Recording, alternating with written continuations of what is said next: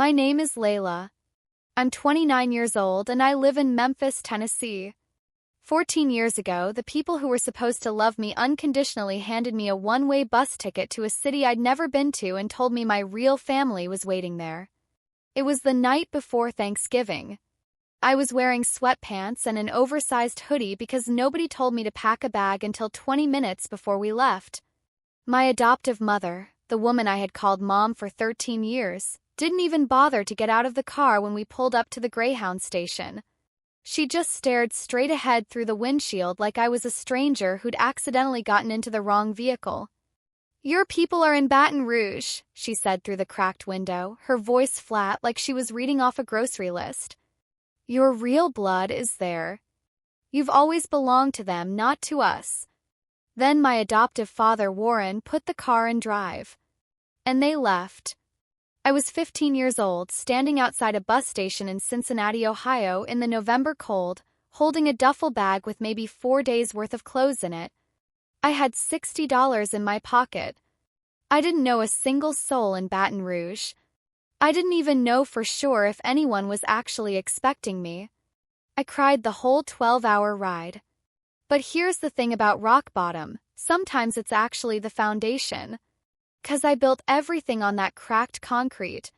I figured out how to survive, then how to live, then how to actually thrive. I got my GED, put myself through community college working double shifts at a diner, transferred to a 4-year university on a merit scholarship, got my degree in accounting. By the time I was 24, I was a junior financial analyst at a mid-sized investment firm here in Memphis, Tennessee. I had a decent apartment, a savings account, a cat named Biscuit, and a best friend named Jordan who would answer her phone at 2 a.m. if I needed her. I had stopped crying about Warren and Patrice Mercer somewhere around age 19.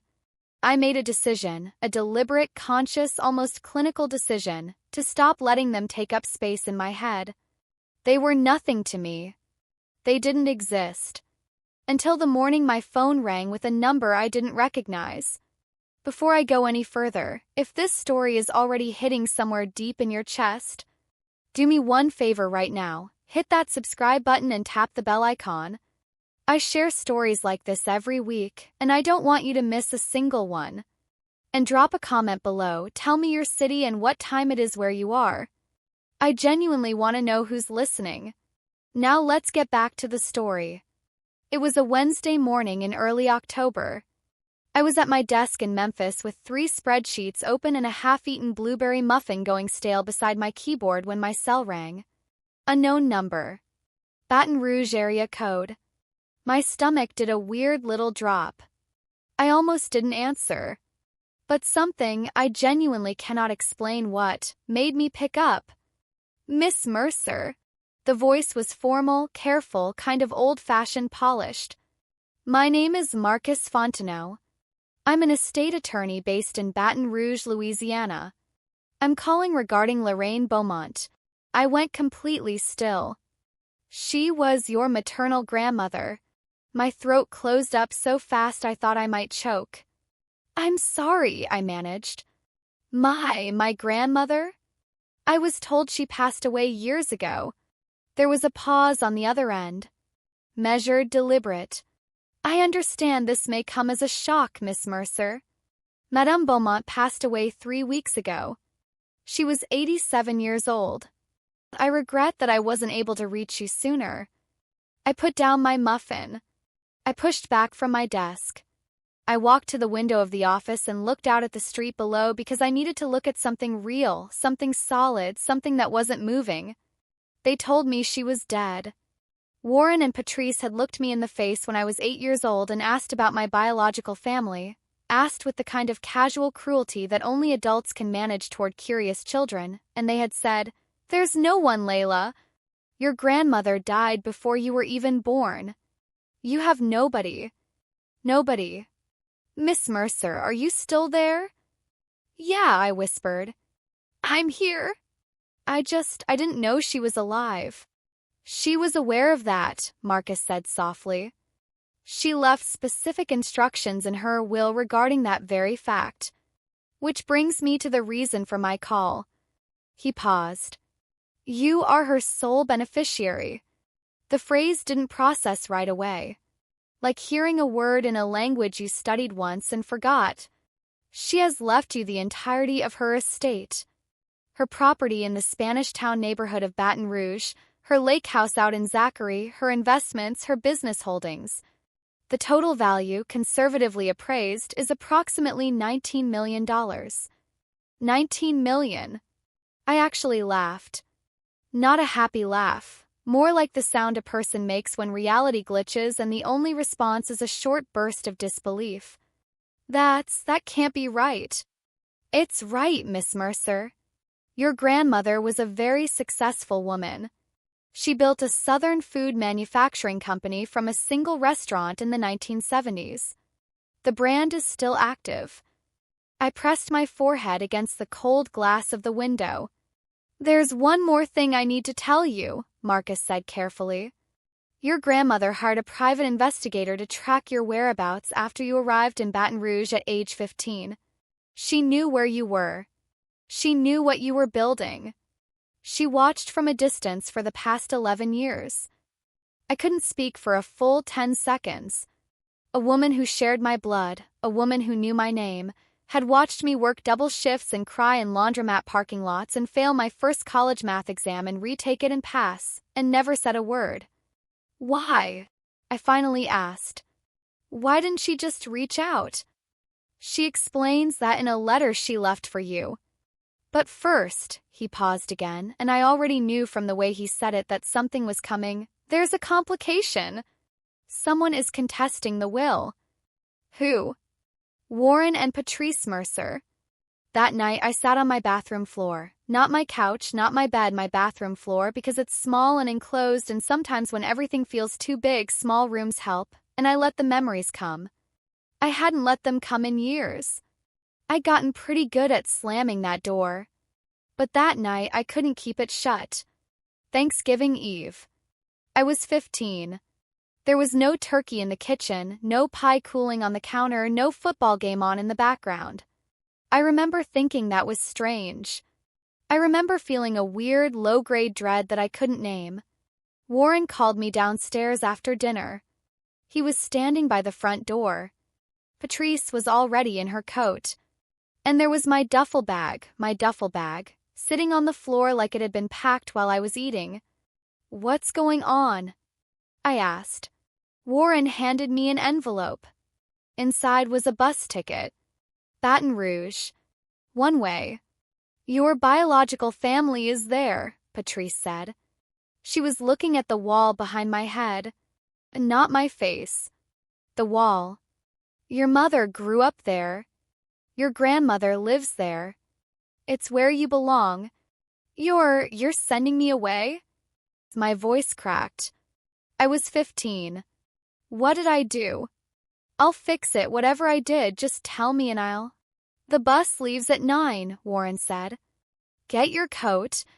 I begged. I actually got down on my knees and begged. I grabbed Patrice's sleeve and she shook me off like I was a spider on her arm. I cried so hard I couldn't breathe right. Kept saying please, please, please like it was the only word left in the English language. Warren put the duffel bag in my hands and walked me to the car. Patrice sat in the passenger seat the entire drive. She never turned around. Not once. When we pulled up to the Greyhound station, Warren walked me to the door, handed me $60 in cash, and said there was an address written inside the envelope. A transitional housing program for teenagers in the mid-city neighborhood of Baton Rouge. They were expecting me, he said. Then he got back in the car. And I watched their taillights disappear into the dark. I need to stop right here for a second. Have you ever had someone in your life who was supposed to protect you but didn't? Drop a comment below. Just 2 words if that's all you've got. I read every single one. You are not alone in this. And if you haven't subscribed yet, please do it now. This story is far from over. I didn't sleep that night. I just sat with a glass of sweet tea I couldn't taste and stared at the wall of my Memphis apartment, thinking about the woman who had watched me survive and never said a word. My phone buzzed. Marcus Fontenot. Call me tomorrow. There are documents in the adoption file you need to see. The legal paperwork arrived by courier the next afternoon. I spread it across my kitchen table and read the complaint 4 times because I was absolutely certain I was misunderstanding something. Warren and Patrice Mercer, plaintiffs, versus the estate of Lorraine Beaumont. Their argument was almost insultingly simple. They had provided for me for 13 years. They had housed me, fed me, enrolled me in school.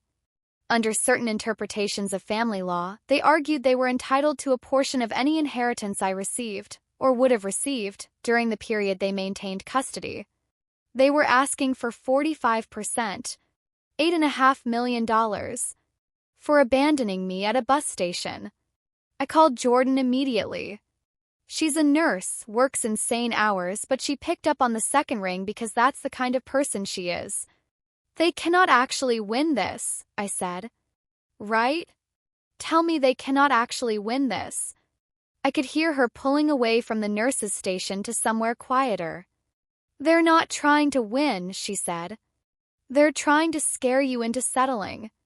They know you hate confrontation. They know you'd rather write a check and never think about them again. She wasn't wrong. That had been my entire strategy for 11 years. Don't think about them, don't engage, don't give them any part of your emotional real estate. But how did they even find out about the inheritance? I asked. I literally just learned about it yesterday. Jordan paused. Check Patrice's Facebook. I didn't even have to search. Someone had already screenshotted it and texted it to me. It was a post Patrice had written, long, tearful, carefully constructed, about the daughter we lost and family being torn apart by greed and how she and Warren had poured their hearts into raising a child who had turned her back on them. She'd tagged my old account, the one I hadn't logged into since I was 17. Post had been shared over 4,000 times. And buried in the comments, some stranger had written, I heard she came into a huge inheritance from some relative down south. Those poor parents. After everything they sacrificed. Therese had liked that comment. She had liked it. She was controlling the narrative before I even knew there was a story to control. My phone rang. Different number this time, but I recognized the Cincinnati area code. I should have let it go to voicemail. I didn't. Layla, sweetheart. Patrice's voice was thick with the kind of tears that always seemed to be on standby. We need to talk, honey. Just the two of us. I kept my voice very flat. Patrice, why are you suing me? Suing? She made a sound like I'd slapped her. Baby, that's such an ugly word. We're not suing you. We're just trying to make sure things are handled fairly. For the family. What family? You told me I wasn't part of yours. Oh, Layla. The voice cracked, right on cue, in exactly the way I remembered from every time she'd wanted something. You were so young. You misunderstood the situation. We were trying to help you find your roots. Warren's voice came in from the background, muffled. Then he took over the phone. Layla, let's not make this into a war. Your grandmother, God rest her soul, she didn't know our family. She didn't know what we gave up for you. She'd have wanted us included in this. We deserve to be included. You put me on a bus. We guided you toward your heritage. That's different. I was 15, Warren.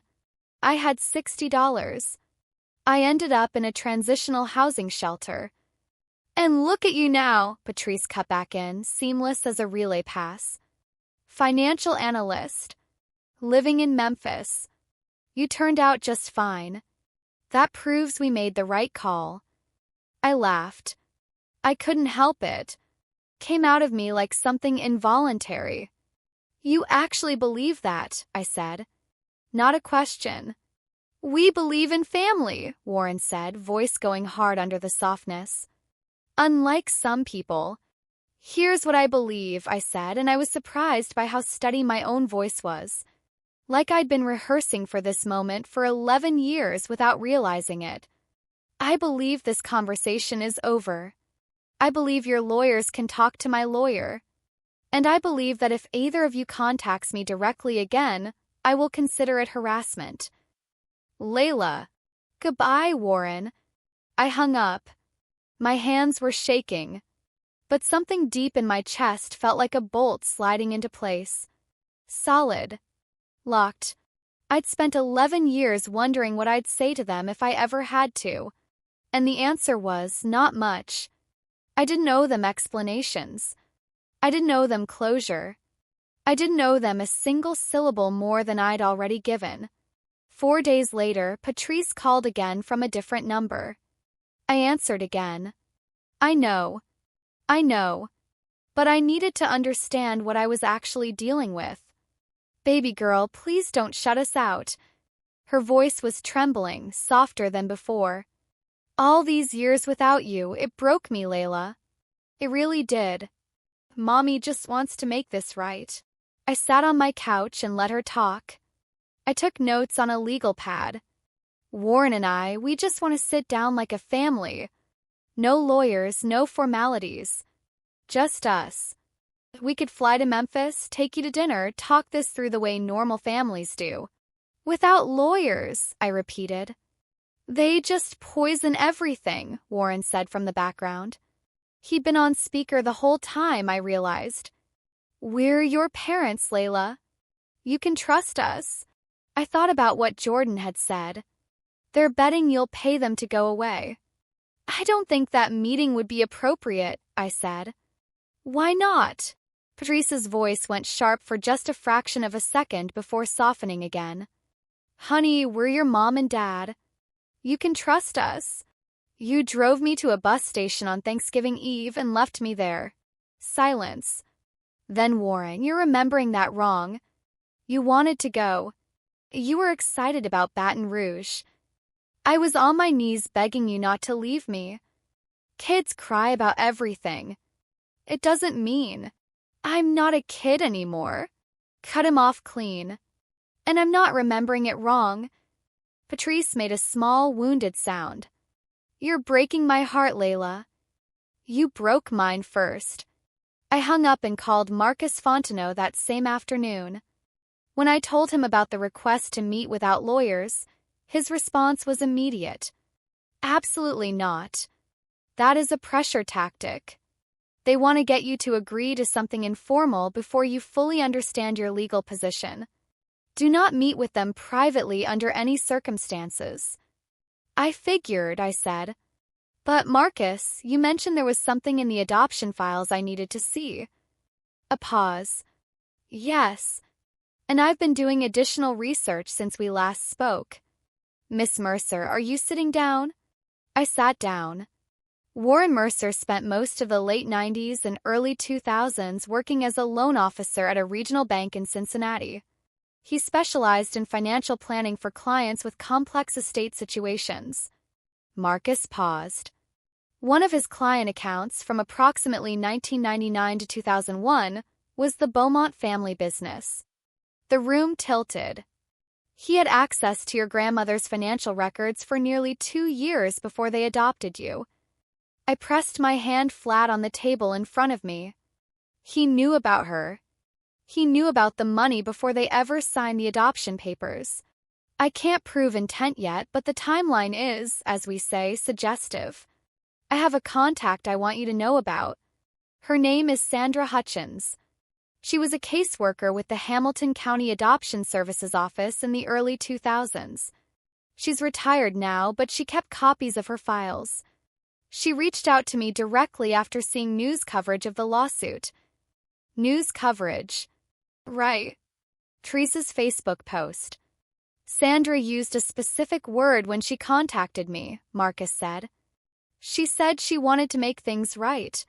Still with me? I need you to do something right now. If you haven't subscribed yet, hit that button. Tap the bell for notifications. 'Cause what happens next in this story absolutely floored me. And I don't want you to miss part 2 or any future stories. Also, drop your city and local time in the comments.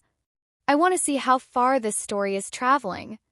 That night, an email arrived from Sandra Hutchins. The subject line said. I should have spoken up a long time ago. I'm sorry. I read it 4 times that night and 3 more times the next morning. I want to pause right here for a second because I need you to understand something about what it feels like to read an email like that. You spend years, convincing yourself that the reason your family didn't love you the way they were supposed to was something about you. Some defect, some damage, some fundamental unlovability baked into your DNA. You build this whole private mythology around your own brokenness. And then a retired social worker sends you an email at 11 o'clock at night and blows the whole mythology apart. 'Cause it was never about me. It was always about money. They showed up anyway. I was at Marcus's office in Midtown Baton Rouge. I'd taken a few days off work to be there in person, when his assistant knocked on the office door with a look on her face that told me everything before she said a word. There are people in the lobby, she said carefully. They say they're your parents. They're insisting they won't leave until you see them. Marcus looked at me. You don't have to do this. I know. I stood up. But I need to see their faces. I need to know exactly what I'm dealing with. We walked out to the lobby together. And there they were. Warren in khakis and a navy blazer, looking like a man who had never once second-guessed a single decision he'd ever made. Patrice in a cream cardigan, eyes already glistening. And beside them, a young woman I almost didn't recognize. Amber. The girl they'd adopted about a year after they sent me away. She'd been 9 years old when they brought her home. The one who got the bedroom with the window seat and the backyard birthday parties and the college fund. She was 22 now, I calculated quickly. Young. Nervous. Standing slightly apart from them like she wasn't entirely sure she wanted to be there. Layla. Patrice rushed toward me with her arms open. I stepped back. Don't touch me. She froze. Her face crumpled in that familiar, practiced way. Baby, I'm not your baby. I'm not your daughter. I'm not anything to you. Warren stepped forward, smooth as ever. Layla, there's no need for this kind of hostility. We flew all the way down here.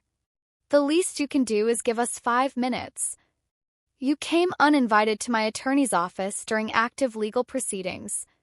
I looked at Amber. Why are you here? Her voice was very small. They said you might want to meet me.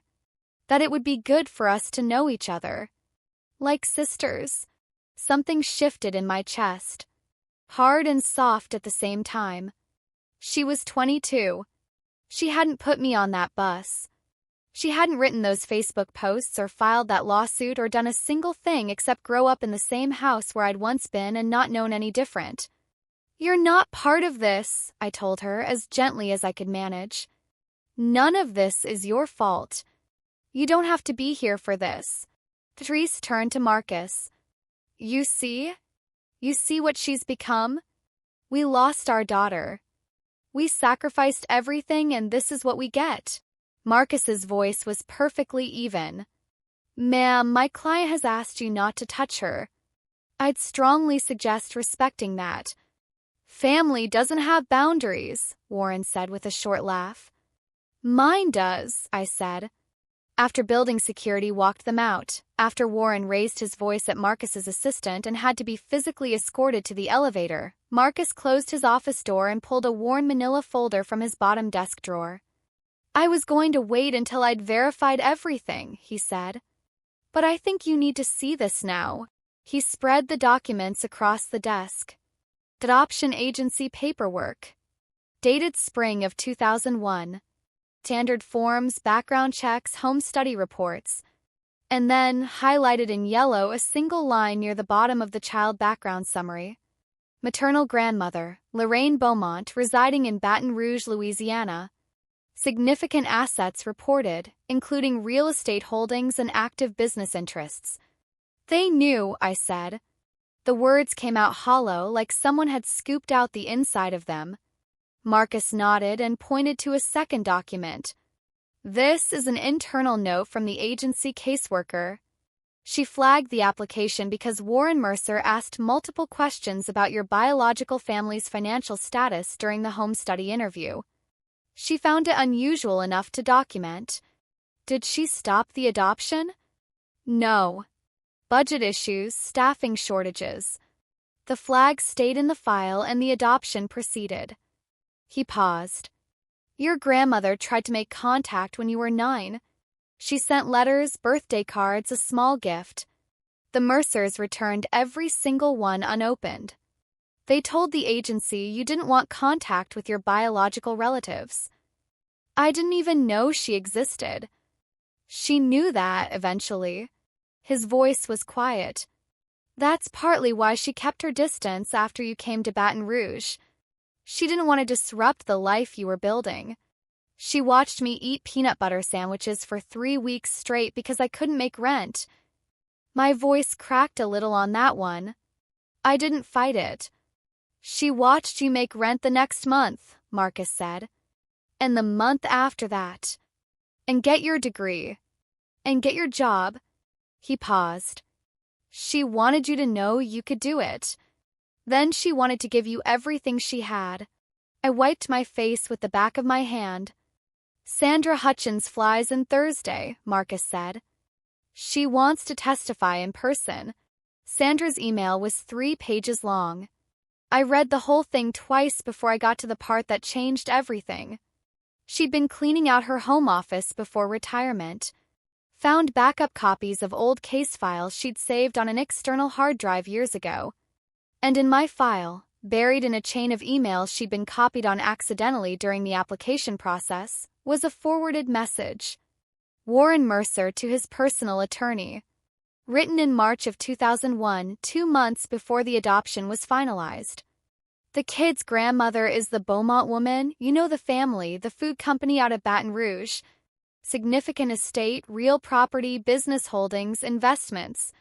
If we establish legal parenthood now and maintain it long enough to be considered primary guardians, we position ourselves favorably for any future inheritance claim.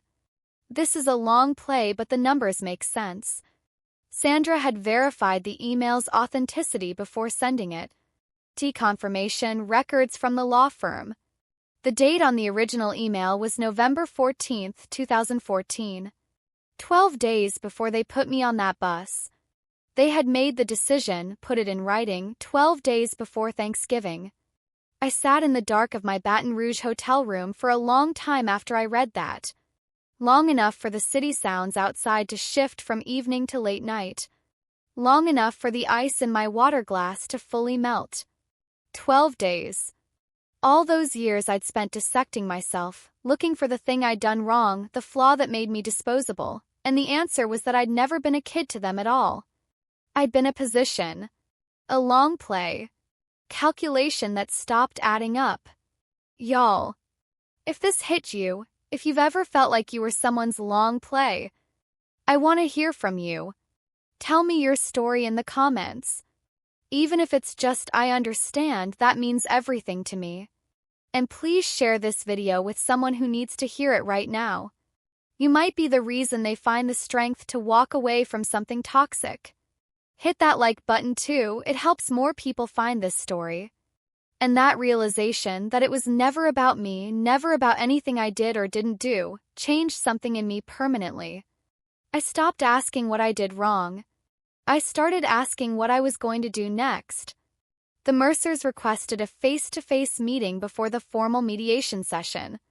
Against Marcus's advice, I agreed, but with conditions. Public place, neutral ground, witnesses present, no private conversations. They chose a restaurant in downtown Baton Rouge. Nice place, exposed brick, wrought iron railings. Very we're reasonable people energy. When Jordan and I walked in, she'd driven all the way down from Memphis because she is the kind of friend people write songs about. I immediately understood why they'd picked this spot. For well-dressed people were seated at nearby tables, positioned just a bit too deliberately to be coincidental. People who could later testify to what an unreasonable, cold, ungrateful daughter Layla Mercer had been. Therese saw me first. She was in a light pink blouse, looking soft and maternal and like she'd spent an hour getting that effect exactly right. Her eyes went wet the moment we made eye contact. Layla, thank God. She reached across the table toward my hands. I kept them in my lap. Warren got straight to business. We've talked to our lawyers. 35%. That's a fair compromise. That's us meeting you more than halfway. 35% of something you're not entitled to. Of what we earned. A muscle in his jaw twitched. 13 years of raising you. Do you have any idea what that cost us? I didn't realize parenting came with an itemized invoice. Therese made a small wounded sound. We gave up so much for you, Layla. Warren turned down a promotion to spend more time at home. I thought about my bedroom. It had been a converted storage room in their basement. No window. A space heater that smelled like burning dust. Amber had a room upstairs with a bay window and a canopy bed. Is that what you told yourselves? I asked.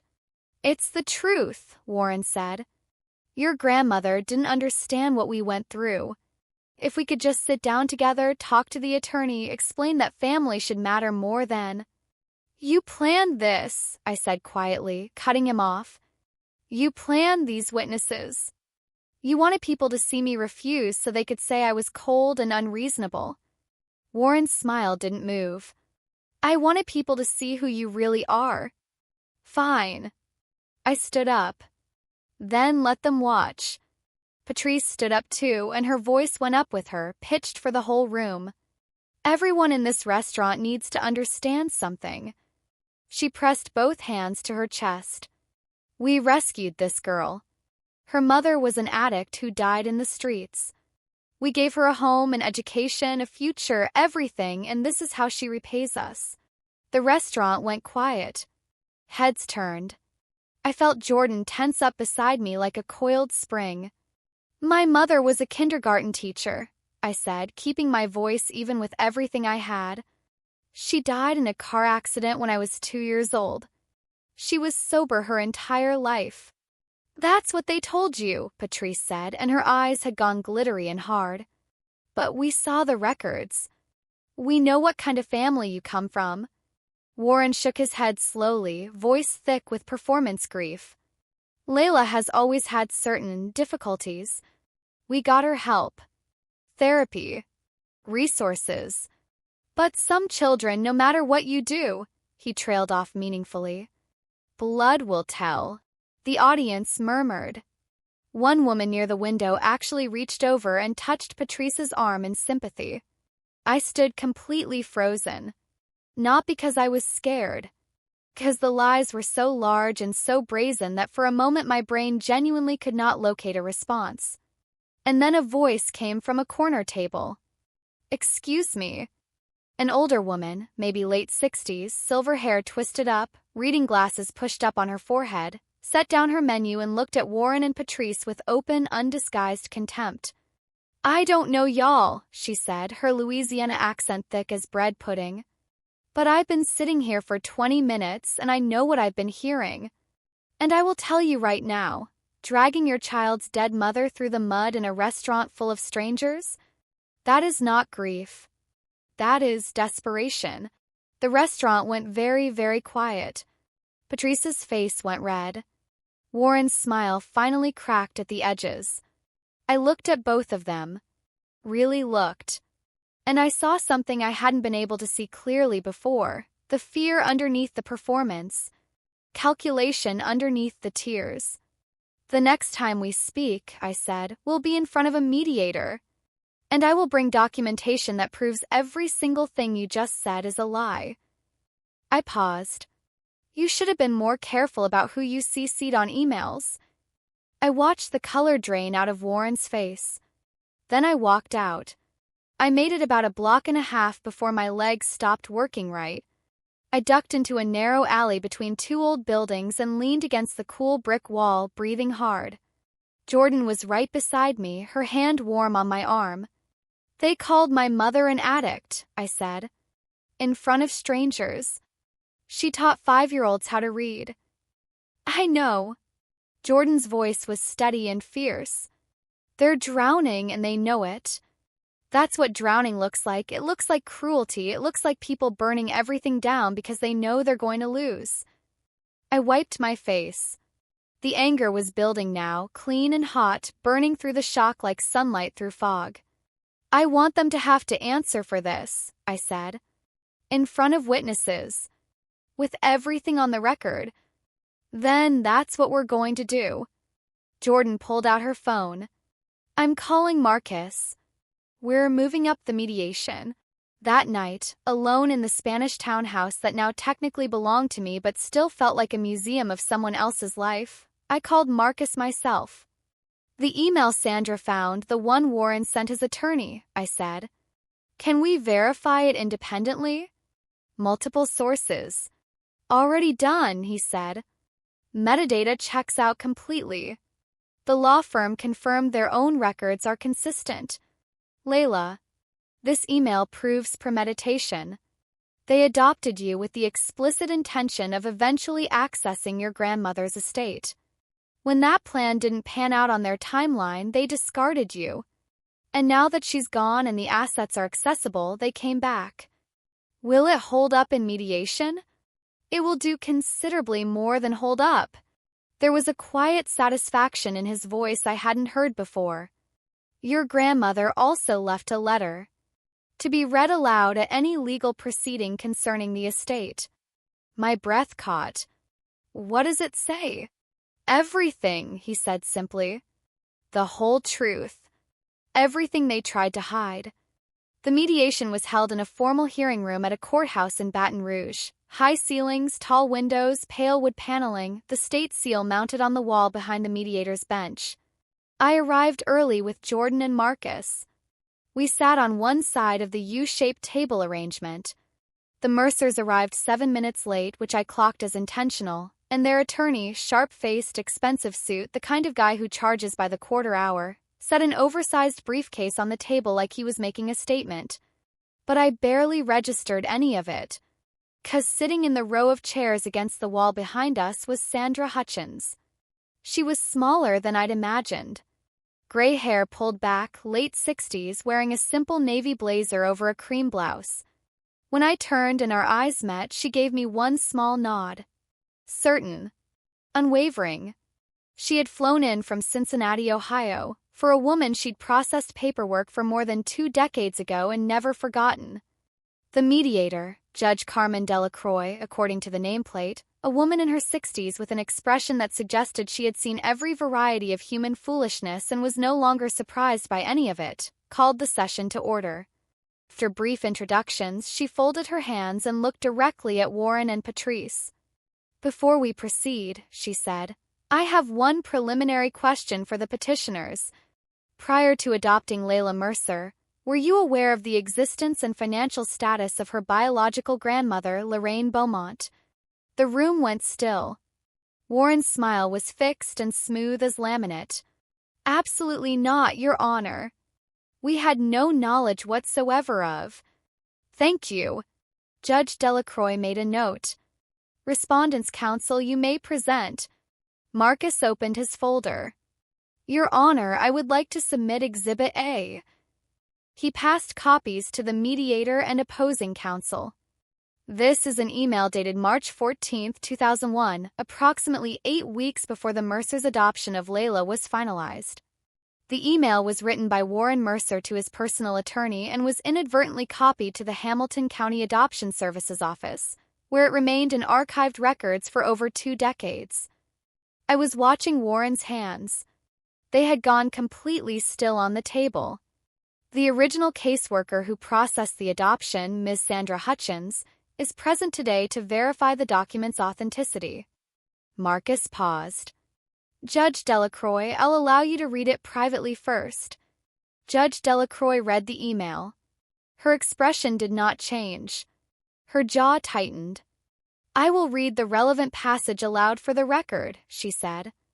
The child's maternal grandmother is the Beaumont woman. You know the family, the food company out of Baton Rouge. Significant estate, real property, business holdings, investments. If we establish legal parenthood now and maintain it long enough to be considered primary guardians, we position ourselves for any future inheritance claim. This is a long play, but the numbers make sense. The words landed in the room like something physical. Patrice let out a sound, half gasp, half sob. That's completely out of context. Mrs. Mercer. Judge Delacroix's voice was winter. You will have an opportunity to respond. Until that time, you will remain silent. Warren's attorney was rifling through documents. Your Honor, this was never disclosed during original proceedings. Because it was sitting in an archived case file, Marcus said calmly. Until Ms. Hutchins found it last month while clearing out her home office before retirement. Judge Delacroix looked at Sandra. Ms. Hutchins, can you verify this document? Sandra stood. Her voice was clear and did not shake once. Yes, Your Honor. I received that email in March of 2001. I flagged my concerns to my supervisor immediately. I was told to proceed with the adoption anyway. She paused. I have regretted that decision for 23 years. Kept copies of everything. I'm here to make it right. I heard Patrice start crying. Different kind of crying this time, less performance, more panic. Warren was staring at the table. His face had gone gray. Marcus reached into his briefcase and withdrew a sealed envelope. I have one additional item to present, Your Honor. This is a letter written by Lorraine Beaumont, signed, notarized, and included with her will. Per her explicit instructions, it is to be read aloud at any legal proceeding concerning her estate. Judge Delacroix looked at it for a moment. Proceed. Marcus broke the seal. I stopped breathing. My dearest Layla, he read. By the time you hear these words, I'll be gone. But there are things you deserve to know, and I will not leave this world without saying them. I knew about you from the day you were born. Your mother, my daughter Renee, sent me photographs every week without fail. When she died in the accident, I was devastated beyond anything I can describe. I wanted to raise you myself. But I was 72 years old, living in another state, and the authorities determined I was not a suitable primary guardian for an infant. I agreed to an adoption because I believed it was what was best for you. When the Mercers were approved, I was hopeful. I wrote letters. I sent birthday cards and small gifts every year. Every single one came back unopened. They told the agency you wanted no contact with your biological family. I believed them. In the fall of 2014, I received a phone call from Warren Mercer. He told me that if I did not pay him a substantial sum, he called it ongoing support compensation, he would place you back in the foster system. I refused. I told myself he was bluffing. 9 days later, they put you on a bus. Marcus paused. My entire face was wet. I didn't bother wiping it. I watched you arrive in Baton Rouge. I watched you find the shelter in Mid-City. I watched you get your first job, your GED, your college acceptance letter. I was in the coffee shop across the street the morning you got that letter. You read it 3 times and then you just sat there with your hands flat on the table, not moving, like you needed to wait for it to become real. I wanted so badly to walk across that street and introduce myself. I was afraid you'd think I had abandoned you too. I was afraid I'd disrupt the life you were building with your own 2 hands. I was wrong to stay silent, and I am sorry. I hope this inheritance gives you something solid to stand on. But more than the money, Layla, I need you to know you were never unwanted. You were never unloved. You were watched over, imperfectly and from too great a distance, but every single day. Always. The room was silent for a long moment after Marcus closed the letter. Then Warren shoved back from the table. This is hearsay. His voice had lost its polish, gone ragged at the edges. That woman she was confused. She didn't know what she was writing. We never. Mr. Mercer. Judge Delacroix's voice could have cut glass. Sit down. We raised her for 13 years, he said, still standing. We have rights. You have the right to stop talking, Judge Delacroix said. which I strongly recommend you exercise immediately. Patrice was sobbing openly now, her careful makeup running in two neat lines down her face. We loved her. Whatever we did wrong, whatever mistakes. Mistakes. I heard my own voice before I decided to use it. You contacted my grandmother and demanded money. When she said no, you abandoned a 15-year-old at a bus station with $60. That's not a mistake. I held her gaze. That's a business transaction that didn't go your way. You don't understand, Warren's voice cracked. We were drowning financially. We were in debt up to our... His attorney grabbed his arm. Warren, stop talking. Right now. Warren pulled away. She owes us. We gave her. You gave me a basement room, I said. You gave me a story about my mother being an addict. You gave me $60 and a shelter address and drove away. I stood up. My voice was the steadiest it had ever been in my life. I built everything else myself, and the only thing I owe you is exactly nothing. A small voice cut through the room. It's true. Everyone turned. Amber had stood up from her chair against the wall. Her face was pale. Her hands were shaking. But her voice, once she started, did not waver. I was maybe 11, she said. They were arguing about money, credit card debt, I think. And Dad said, she swallowed. He said Layla was a bad investment. He said they should have gotten out sooner. She looked at me, and her eyes were wide and sorry and 22 years old and terrified. I'm sorry, Layla. I should have said something a long time ago.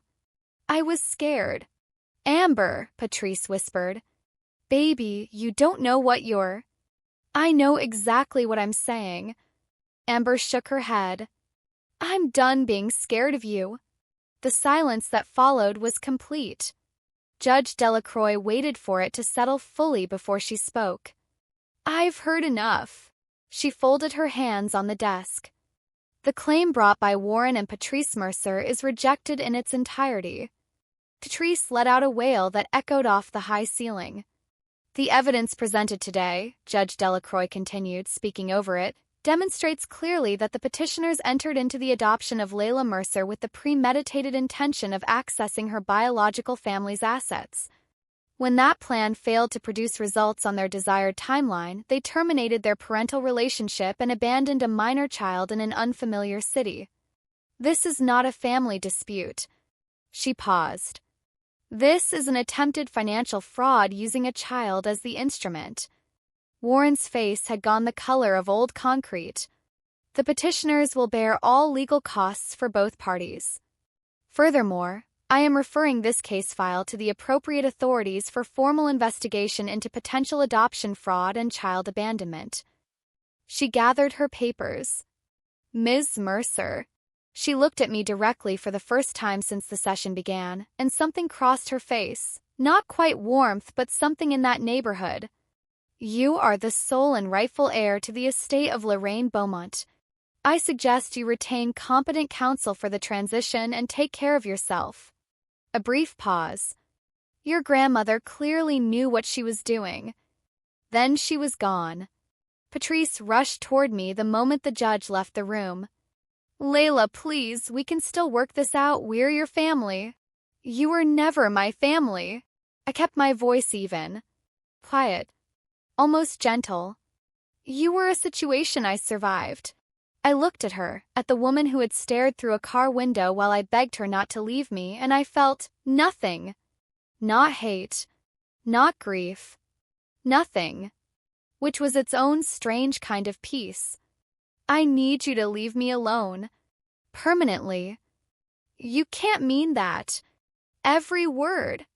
I turned to Marcus. We're done here.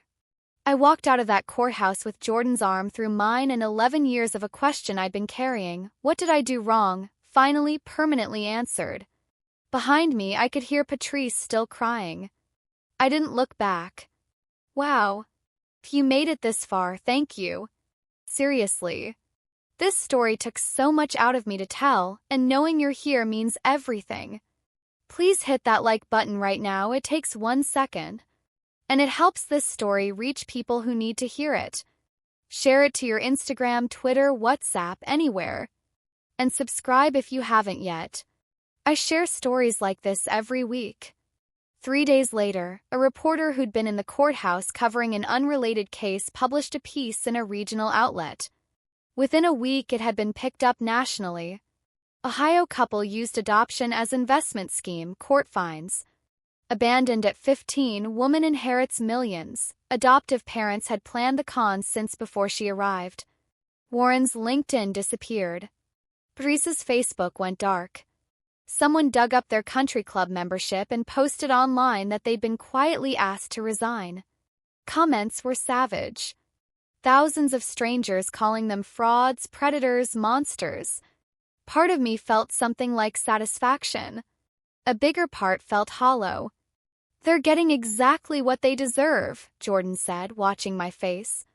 Maybe. I looked at my phone. But my grandmother is still gone. I still grew up thinking nobody wanted me. Public humiliation doesn't fix that. No, she agreed. But the truth being out there, that matters. It means you're not carrying it alone anymore. She was right. I just needed time to feel it.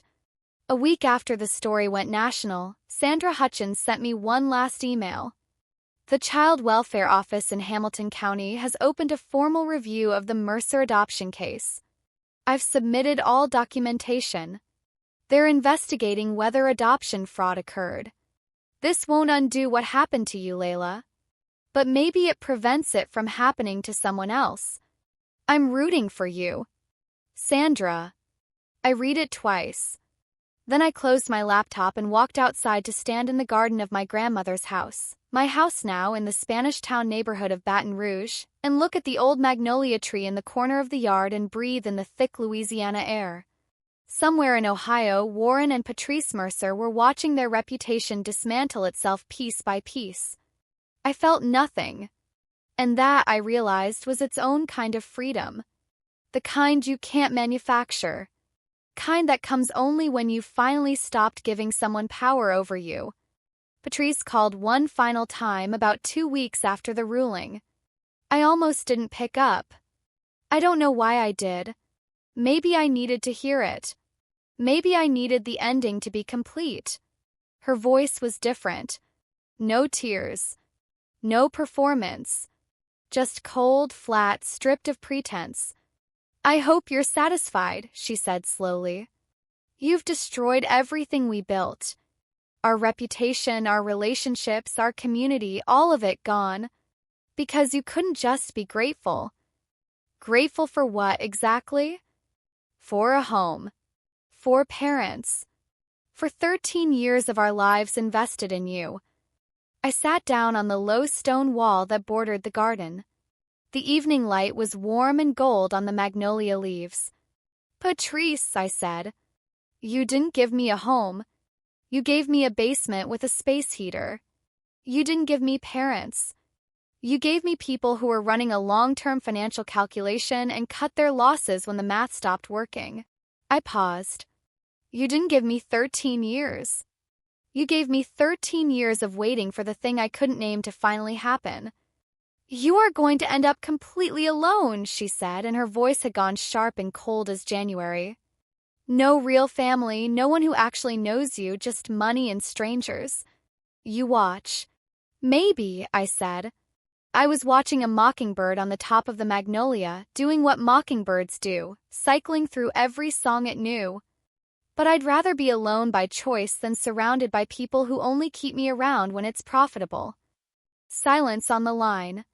Long enough that I thought she might have hung up. Then, you were never an easy child. Her voice was almost calm. I should have seen how you'd turn out. How did I turn out? She hung up. I blocked both numbers. Then I sat in the evening light and felt something release in my chest, a tension so old and so familiar that I'd stopped registering it as tension. It was just the background noise of being me. And then it was gone. About a month later, a small package arrived from Amber. Inside was a padded envelope of photographs. Pictures of me as a child that Warren and Patrice had apparently been planning to throw away. There was a handwritten note. "These belong to you. I'm sorry it took me so long to do the right thing. I've moved out. I'm figuring things out." I held the photos for a long time. Little Layla at maybe 6 years old, gap-toothed and grinning at a camera. Little Layla on Halloween, dressed as a bumblebee. Little Layla at what looked like a school play, wearing a paper crown. I didn't know who those people were on either side of me in the photos. But I knew that little girl. She deserved better. She got it eventually. I put the photos somewhere safe. 4 months later, I moved into the Spanish townhouse in Baton Rouge permanently. I still worked remotely for the Memphis firm 3 days a week. Till called Jordan every Sunday morning. Till had Biscuit the cat, who adapted to Baton Rouge with complete indifference to the drama that had brought us there. I used a portion of the inheritance to establish a scholarship fund for young people aging out of the foster care system in Louisiana.